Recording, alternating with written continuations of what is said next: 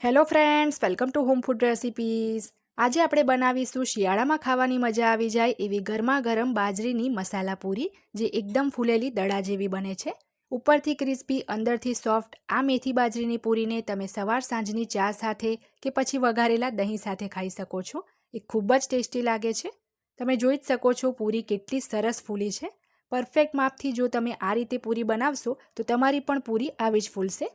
તો ચલો એને કેવી રીતે બનાવી એ જોઈ લઈએ।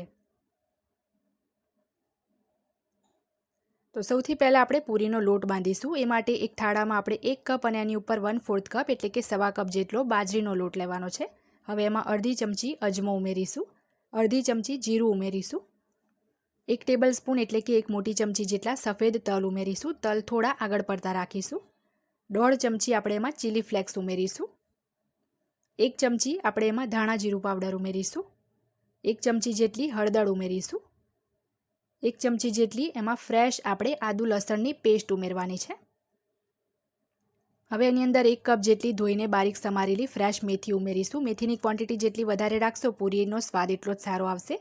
પણ એક વાતનું ધ્યાન રાખવાનું છે, મેથીના ફક્ત પત્તા જ લેવાના છે। દાંડી લેશો તો પૂરી બરાબર ફૂલશે નહીં।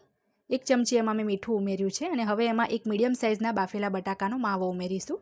બટાકાને બાફીને મેં છોલીને છીણી લીધો છે, જેથી એમાં કોઈ ગાંઠ ના રહે।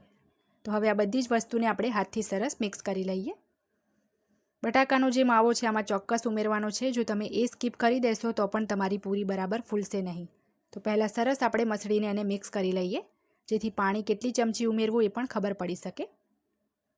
તો સરસ મેં બટાકાના માવા સાથે બધું જ મસળીને મિક્સ કરી લીધું છે। હવે આપણે 1-1 ચમચી કરીને એમાં પાણી ઉમેરવાનું છે અને મીડિયમ સોફ્ટ લોટ બાંધી લઈશું। વધારે પાણીની આમાં એમ પણ જરૂર નથી પડતી। અહીંયા બસ મેં 2 ચમચી જ પાણી ઉમેર્યું છે અને આપણો લોટ બંધાઈને તૈયાર થઈ ગયો છે। હવે 2-4 ટીપા આપણે તેલ ઉમેરીશું અને લોટને આપણે સરસ મસળી લેવાનું છે, કારણ કે બાજરીનો લોટ છે તો એને જેટલું મસળશું એટલી જ તમારી પૂરી પણ સોફ્ટ બનશે। તો સરસ મસળાઈ જાય પછી આપણે લોટને ઢાંકીને 10 મિનિટનો રેસ્ટ આપીશું।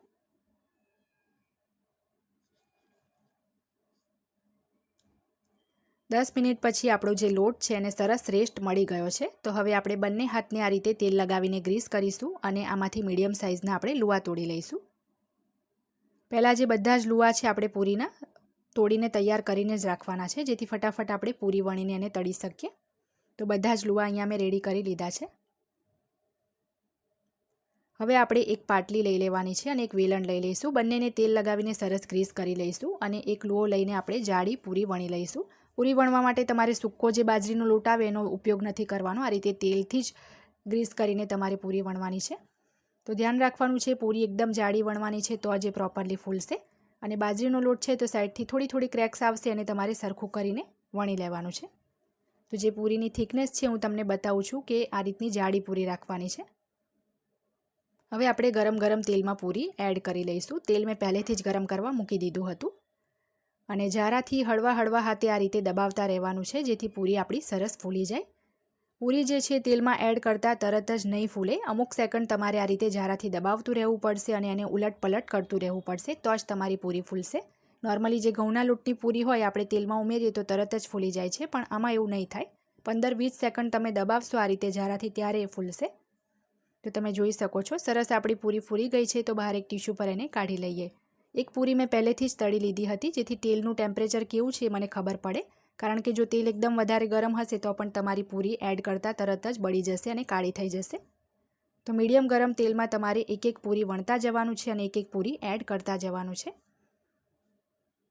તો આ પૂરી પણ આપણી સરસ તળાઈ ગઈ છે, મસ્ત ફૂલી ગઈ છે। તો એને પણ આપણે ટીશ્યુ પેપર ઉપર કાઢી લઈએ અને બાકીની બધી જ પૂરી આપણે સેમ આ જ રીતે તળી લેવાની છે। તો અહીંયા મેં થોડી પૂરી ફ્રાય કરી લીધી છે, થોડીથી હું પછી ગરમ ફ્રાય કરીશ। તો તમે જોઈ શકો છો કેટલી સરસ આપણી પૂરી ફૂલી છે, ઉપરથી એકદમ ક્રિસ્પી છે, અંદરથી એકદમ સોફ્ટ છે। તો આ મેથી બાજરીની પૂરીને તમે દહીં તિખારી એટલે કે વઘારેલા દહીં સાથે ખાઈ શકો છો। મેં પણ એને એની જ સાથે સર્વ કર્યું છે। બંનેનું કોમ્બિનેશન એકદમ પરફેક્ટ છે। જો તમે એકવાર દહીં તિખારી સાથે આ પૂરી ખાશો તો ખાતા રહી જશો। તો રેસીપી જો પસંદ આવી હોય તો ટ્રાય કરવાનું ના ભૂલતા। ચેનલને સબસ્ક્રાઇબ કરી બેલ આઇકન ચોક્કસ દબાવજો, જેથી દરેક નવા વિડીયોની નોટિફિકેશન તરત તમને મળે।